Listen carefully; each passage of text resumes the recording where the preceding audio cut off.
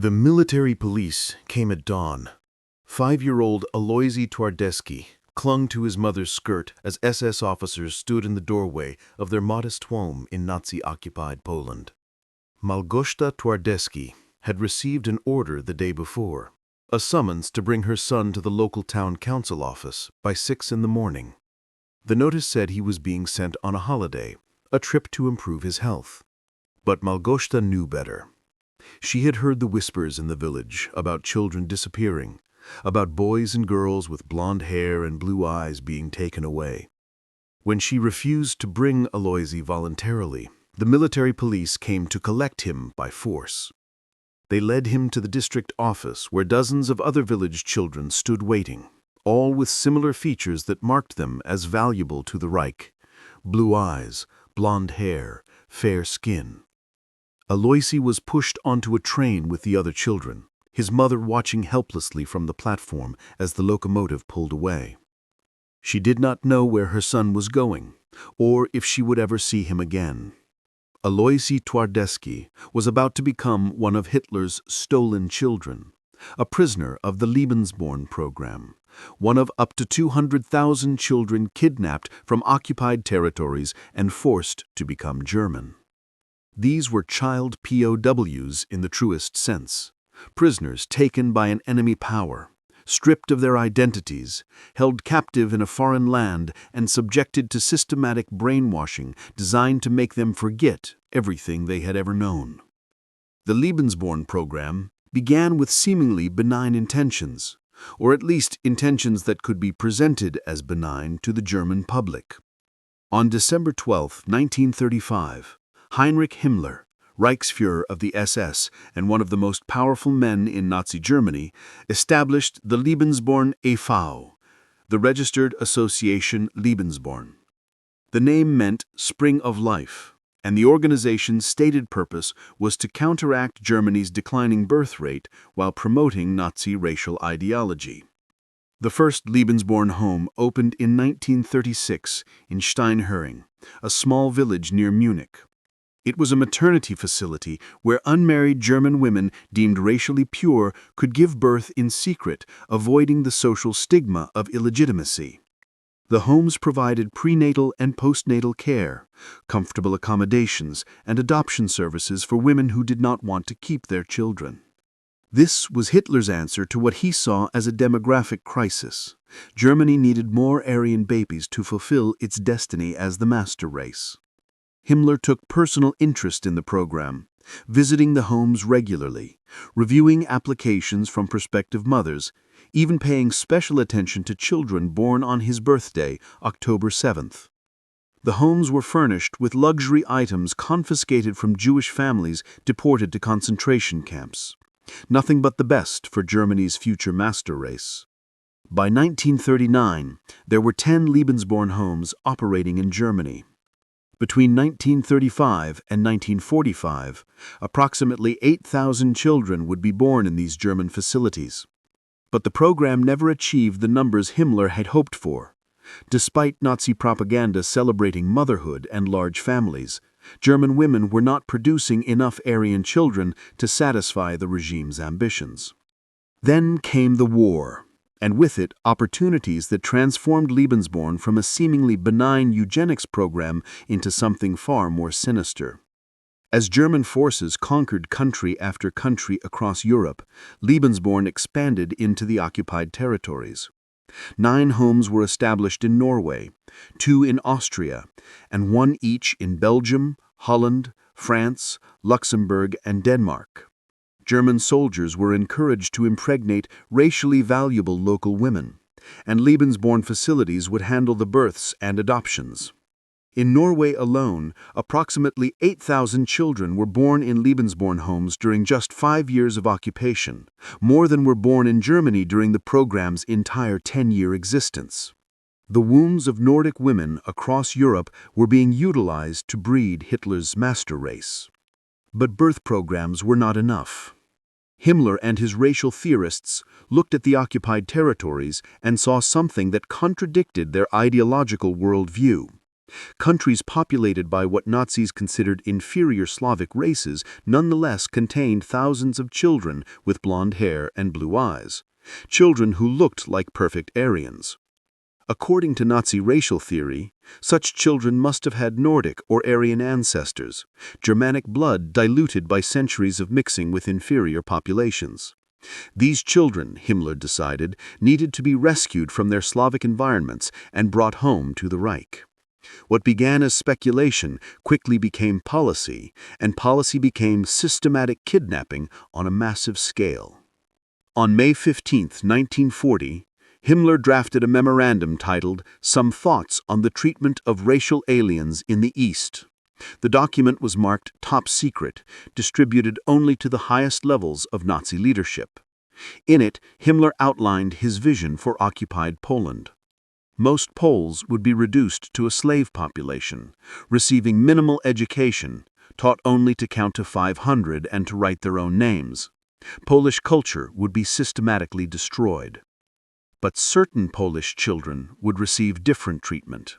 As Himmler wrote, "We should exclude from deportations racially valuable children and raise them in the Old Reich in proper educational facilities or in German family care. The children must not be older than 8 or 10 years old, because only till this age can we truly change their national identification, that is, final Germanization. A condition for this is complete separation from any Polish relatives. Children will be given German names, their ancestry will be led by a special office." On June 20, 1940, Adolf Hitler personally approved Himmler's directive. Orders were sent to SS commanders and occupation officials throughout Nazi-controlled Europe. The systematic kidnapping of children had been authorized at the very highest level of Nazi power. What followed was one of the most monstrous crimes of World War II, a crime that has been largely forgotten by history, overshadowed by the Holocaust and other atrocities. But for the families torn apart, for the children stolen and brainwashed, for the parents who searched for decades for sons and daughters who might never return, this crime was absolute and devastating. The kidnapping operations began in earnest in 1941 and continued until Germany's collapse in 1945. The methods varied, but the goal was always the same: identify children who met Nazi racial criteria and seize them by any means necessary. In some cases, the approach was deceptive. Parents would receive official notices that their children had been selected for special health programs, for educational opportunities, for vacations in Germany. The children would be taken to assembly points and loaded onto trains. By the time parents realized what was happening, their children were gone. Other children were simply grabbed from the streets by SS units conducting sweeps through villages and towns. Still others were taken when their parents were arrested for resistance activities or other crimes against the occupation. Orphanages were systematically raided, with children examined for racial suitability and the valuable ones transported to Germany. The Nazi bureaucracy developed an elaborate system for evaluating children's racial value. The Office for Race and Settlement, working with Lebensborn and other organizations, created detailed criteria for determining who was Aryan enough to be worth stealing. Children underwent examinations that measured 62 different parts of their bodies: skull shape and circumference, distance between eyes, nose width and length, limb proportions, torso measurements. For boys, even the penis was measured. Hair and eye color were documented. Psychological tests were administered to assess intelligence and temperament. Based on these examinations, children were assigned to one of 11 racial categories. Those deemed racially valuable would be Germanized. Those who failed the tests faced a different fate: deportation to concentration camps or special children's camps, where many were murdered. After passing the initial selection, children were sent to transit camps called Kindererziehungslager, literally, children's education camps. These were the first stop in the process of destroying a child's identity. Original birth certificates were destroyed and replaced with forged documents showing German names, German birthplaces, German parents. Alojzy Twardecki became Alfred Hartmann. Barbara Mikolajczyk became Baber Mikler. Helena Fornalczyk became Helena Former. Alodia Witaszek became Alice Whitke. Helena Fiche became Helene Fischer. The Nazis often gave children similar-sounding names so they would be easier for young children to remember and accept. Everything about their Polish identity was systematically erased. In the Germanization camps, children were subjected to intensive psychological conditioning designed to make them forget their families and embrace their new German identity. SS nurses and teachers worked methodically to break the children's connections to their past. They told the children that their Polish parents had abandoned them deliberately, that they had not wanted them, that they were better off in Germany. Children who cried for their mothers were told their mothers did not love them. Those who spoke Polish were punished, beaten until they learned to speak only German. The children who resisted, who refused to accept German identity, who continued to cry for their families, were often beaten so severely that some died. Others were deemed failures and sent to concentration camps to be murdered. For children young enough, usually those under 6 years old, the brainwashing was devastatingly effective. Alojzy Twardecki was 5 when he was kidnapped. After his name was changed to Alfred Hartmann, he was sent to Bad Tölz in Bavaria, where he was displayed at an adoption center for prospective German parents. The Binderberger family of Koblenz selected him, and he was renamed again, now Alfred Binderberger. He was told his Polish parents were dead. He was given a new history, a new identity, a new family. Within months, Alojzy had become Alfred, a German boy who spoke German, thought in German, and identified completely as German. A photograph of Adolf Hitler hung over his bed. He was taught that Poles were inferior, that Germans were the master race, that the war had been started by Polish aggression against Germany. By the time he was 7 years old, Alojzy Twardecki had been transformed into a loyal member of Hitler's hoped-for master race. The scale of the kidnapping operation was staggering. Exact numbers are impossible to determine because the Nazis destroyed most of the records as they retreated before Allied forces in 1945. But post-war investigations and testimony at the Nuremberg trials established conservative estimates. From Poland alone, approximately 200,000 children were kidnapped. Thousands more were taken from Yugoslavia, the Soviet Union, Czechoslovakia, Estonia, Latvia, and Norway. By accident, about 200 children were even kidnapped from Romania, Germany's ally, before someone realized the mistake. In total, estimates range from 200,000 to as many as 400,000 children stolen across occupied Europe. Each number represents a family destroyed, a child traumatized, a life stolen. Not all kidnapped children went to German families. The Lebensborn organization, which had begun as a maternity service, became the primary agency handling stolen children. Children aged 2 to 6 who were deemed adoptable were placed in Lebensborn homes, where they would spend several months being Germanized before being matched with suitable German families. Families who adopted these children were told the children were orphans of the war, ethnic Germans rescued from Slavic lands. They had no idea they were receiving stolen children whose parents were still alive and desperately searching for them. Children aged 6 to 12 went to special schools called Heimschulen, homeland schools, where Germanization was combined with Nazi ideology. They studied German language and history, learned Nazi ideology, and were trained to be productive members of the Reich. The villages and towns where children were stolen experienced collective trauma. In the Zamość region of Poland, entire communities had their children taken in mass selections. The children would be lined up, examined, sorted. Those deemed valuable were loaded onto trucks. Those rejected were sometimes killed on the spot, sometimes sent to children's concentration camps. After one such selection in 1942, in the aftermath of the assassination of SS Governor Reinhard Heydrich in Prague, Nazis destroyed the Czech village of Lidice, murdering all the men.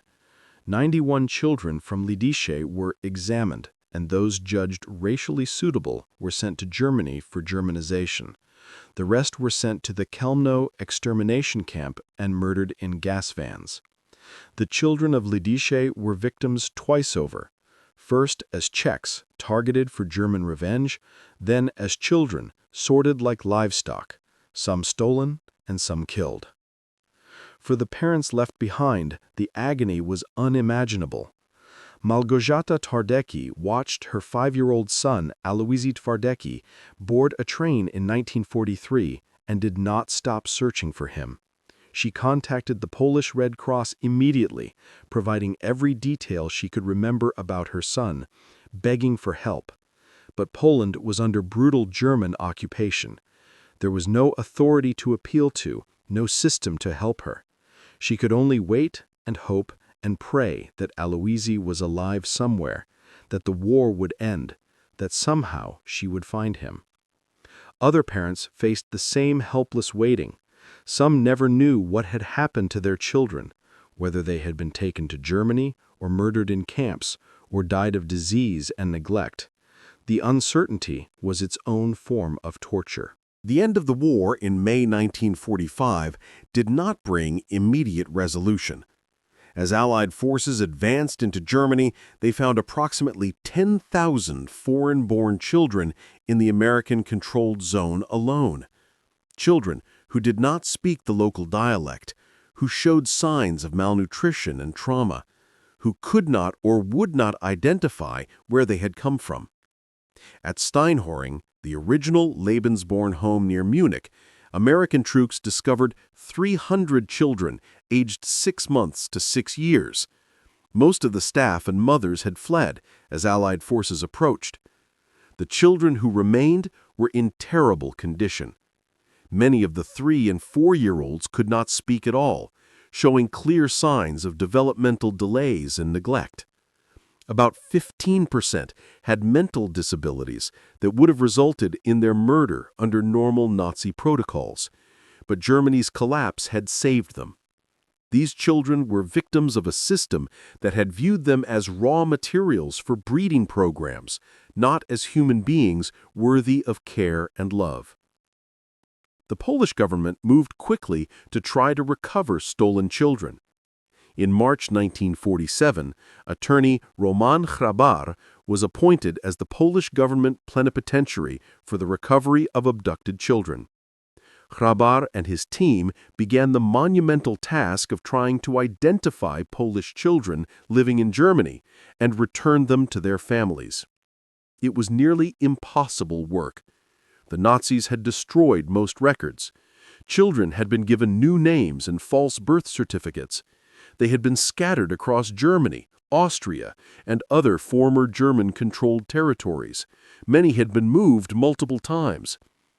Even when Polish children were located, repatriation faced enormous obstacles. German families who had adopted the children often refused to believe they were Polish. They insisted the children were German orphans, exactly as they had been told. They loved these children, had raised them for years in many cases, and were not willing to give them up based on claims from a foreign government. Western Allied authorities were reluctant to force the issue. They decided it was in the best interest of the child to remain with adoptive families rather than be returned to Poland, which was now poor, devastated, and communist. The interests of the Polish parents, who had been searching for years, were subordinate to the interests of the German families who had, however innocently, received stolen children. In some cases, the children themselves refused to return to Poland. Alojzy Twardecki was located by Polish authorities in 1949, 6 years after his kidnapping. representatives of the Polish military mission in Berlin visited him in Koblenz. They told the Binderberger family that Alfred was actually Alojzy, a Polish child who had been stolen. Alfred, because he still thought of himself as Alfred, did not believe them. He thought it was a misunderstanding, perhaps even Polish propaganda. In 1954, he agreed to visit Poland to clarify the matter. He met his biological mother, Małgorzata, but could not accept what she told him. When she described the Nazi persecution of Poles, the concentration camps, the atrocities of German occupation, he cited German newspapers that said Poles had committed murders against Germans. He had been taught that Poles started the war, that they were inferior and violent. Everything his mother told him contradicted what he knew to be true. He denied the existence of concentration camps. He dismissed the stories of the Warsaw Uprising as impossible Polish fantasies. Gradually, painfully, over months and years, Alojzy began to understand the truth. The Polish government confiscated his West German passport, making it difficult for him to return to Germany even if he had wanted to. He was forced to stay in Poland, to learn Polish, to confront the reality that everything he had been taught about his identity was a lie. He enrolled at the Foreign Trade Department at Warsaw's School of Planning and Statistics, then studied at the University of Warsaw Law School. He completed a Ph.D. in German studies. He married a Polish woman named Jolanta Wronska and had a son. After Jolanta's death, he remarried and had 2 more children. He became a bridge builder between Germans and Poles, using his unique and painful experience to promote reconciliation. He wrote about his experience, trying to help others understand what had been done to him and to thousands of other children. But the trauma never fully healed. He had lost his childhood, his identity, his mother for 11 crucial years. Those losses could never be recovered. Alojzy's story had a relatively happy ending compared to many. He was eventually reunited with his mother, he built a life in Poland, and found purpose in educating others about the Lebensborn crimes. But he was one of the lucky ones. Of the approximately 200,000 Polish children kidnapped by the Nazis, only about 30,000 were located and returned to Poland after the war. That means 170,000 children were never recovered. Some had died in the Germanization process or in concentration camps after failing racial examinations. Others remained in Germany under false identities, never learning their true origins. Still others were adopted by families in other countries. German families who had adopted stolen children sometimes emigrated to Argentina, Australia, Canada, or the United States, taking the children with them, making recovery impossible. In some cases, the children didn't want to be found. They had been successfully Germanized, convinced that they were German by birth, that Poland was foreign and threatening. To tell such a child in adolescence or adulthood that their entire identity was a lie was cruel in its own way, even though it was necessary to acknowledge the truth. Some children who learned their origins chose to remain German, to continue using their German names, to stay with the only families they remembered. This was perhaps the ultimate victory for the Lebensborn Program. Children so thoroughly brainwashed that even when offered the truth, they chose the lie. At the Nuremberg trials after the war, the leaders of the Lebensborn organization were prosecuted for their role in kidnapping children. The prosecution brought extensive evidence of the systematic theft of children from occupied territories. Polish authorities submitted documentation of the mass selections, the transit camps, the forced Germanization. Survivors testified about children ripped from their parents' arms, about families destroyed, about the psychological torture inflicted on children in the camps. The evidence was overwhelming that a massive kidnapping operation had occurred. But the legal outcome was frustrating for the victims. While the Nuremberg court acknowledged that thousands of children had been kidnapped by Nazi Germany, they concluded that most of the kidnapping had been carried out by SS units and other organizations not directly connected to Lebensborn itself.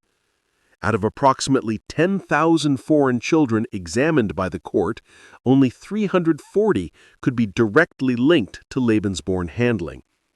The accused Lebensborn officials were acquitted on kidnapping charges, though some received sentences for other crimes. This legal technicality was cold comfort to families who had lost children to the program. Whether the kidnapping had been done by Lebensborn directly or by other Nazi agencies working with Lebensborn made no difference to the parents who had watched their children taken away.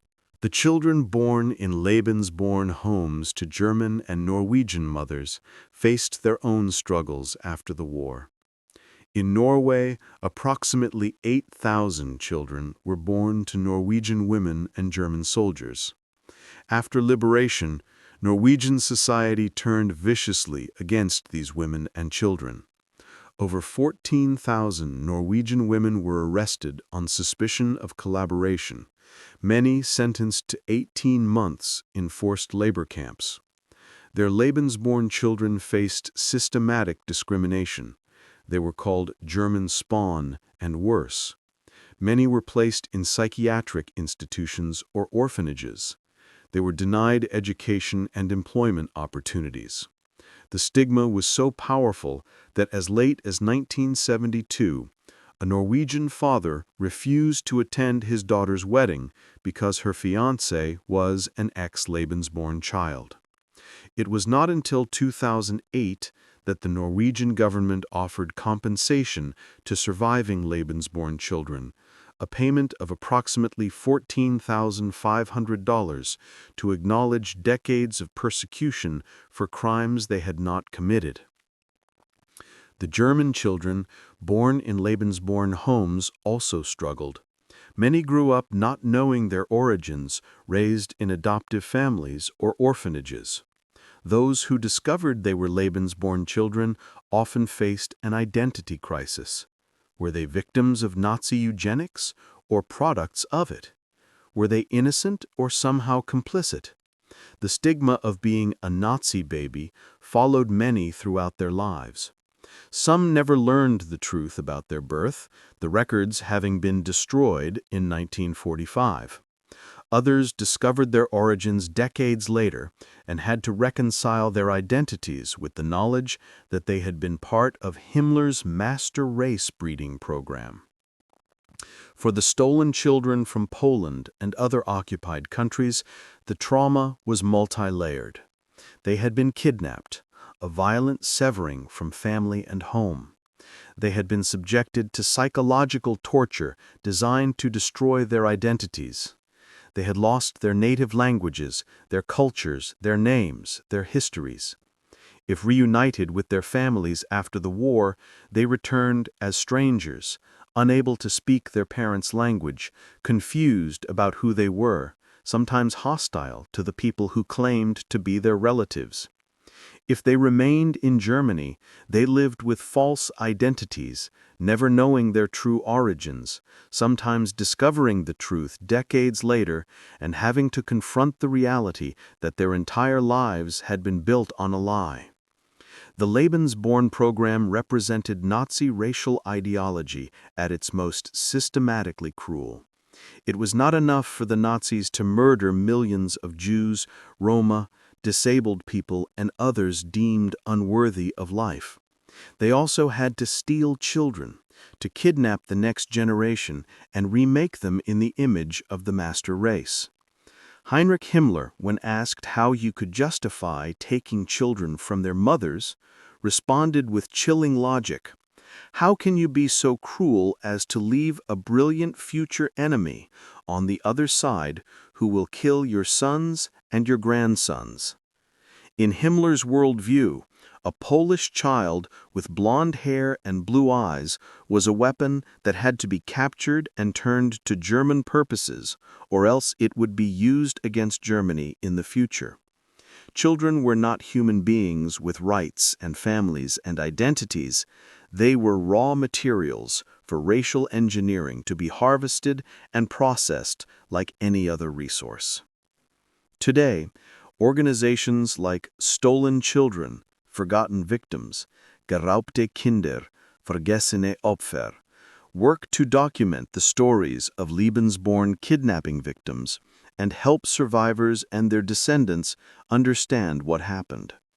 The Arlsen archives in Germany house the most comprehensive collection of documents related to the program. Researcher Dorothee Schmitzkoster spent decades collecting testimonies from Lebensborn children and has donated her archive to ensure these stories are preserved. But time is running out. The youngest victims of the program are now in their 80s. Within a few years, there will be no living witnesses to describe what it felt like to be stolen as a child, to have your identity erased, to grow up not knowing who you really were. The exact number of children stolen will never be known. The most reliable estimates suggest at least 200,000, but the true number could be much higher. What is known is that only a small fraction were ever recovered and returned to their families. The rest remain missing, their fates unknown, their true identities buried under layers of Nazi deception and forged documents. Every child represented a family destroyed, a life stolen, a crime unpunished. These children were prisoners of war, in every meaningful sense. They were seized by an enemy power during wartime. They were held captive against their will. They were subjected to systematic indoctrination and abuse designed to break their spirits and remake them in the image their captors desired. They were separated from their families, their homes, their cultures, everything that had defined who they were. And unlike traditional POWs who could hope for liberation and return home when the war ended, many of these child prisoners were never freed. They lived out their lives under assumed identities, never knowing the truth, never recovering what had been stolen from them. The story of Hitler's stolen children is one of the least known atrocities of World War II. It lacks the clear moral simplicity of other Nazi crimes. The perpetrators were not running death camps or conducting medical experiments. They were, in their own twisted view, rescuing racially valuable children from inferior environments. The German families who adopted stolen children were not monsters. Many were loving parents who believed they were giving orphans a better life. The children themselves were victims, but some also became unwitting instruments of Nazi ideology, transformed into the very thing their parents would have hated. This moral complexity makes the crime no less real or devastating. 200,000 children were stolen. Families were destroyed. Identities were erased. Lives were shattered. The children who survived carried trauma that can never be fully healed. They lost their childhoods, their families, their very selves, to Hitler's obsession with racial purity and demographic engineering. They were prisoners of an ideology that viewed human beings as raw materials to be sorted, processed, and utilized for the greater glory of the Reich. Alojzy Twardecki, who lived until recent years as a university professor in Warsaw, spent his final decades speaking about his experience. He wanted people to understand what had been done to him and to so many others. He wanted the world to remember that Nazi crimes extended beyond the death camps, that genocide took many forms, and that among its victims were children stolen from their beds, given new names, new identities, new families, and taught to hate the parents who never stopped searching for them. His story, and the stories of thousands like him, deserve to be remembered. These were Hitler's stolen children, prisoners of the Lebensborn Program, child POWs of World War II, victims of a crime that has been largely forgotten but must never be forgiven.